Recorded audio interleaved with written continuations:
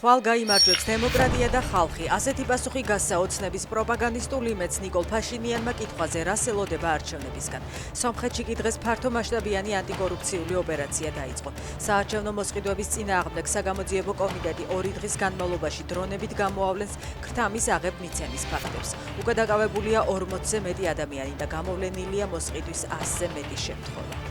ლავროვი ამჯერად რუსული ენის დაცვის ეგიდით იმუქრება. ამტკიცებს, რომ წინააღმდეგობას გაუწევენ რუსოფობიის გამოვლინებებს, სადაც არ უნდა მოხდეს ეს. მივაღწევთ იმ რუსულენოვანი ადამიანების უფლებების სრულ აღდგენას, რომელთა წინააღმდეგაც კიევის ნეონაცისტური რეჟიმისგან ტერორია გაჯაღებული, აცხადებს ის.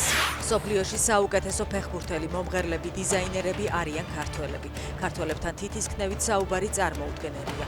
ამბობს კალაძე ევროპასთან უვიზო მიმოსვლის შესაძლო შეჩერებაზე. 11 ივნისს ევროკავშირის საქართველოსთან სავიზო დიალოგს გამართავს. განიხილება ვიზა ლიბერალიზაციის შესაძლო შეჩერება.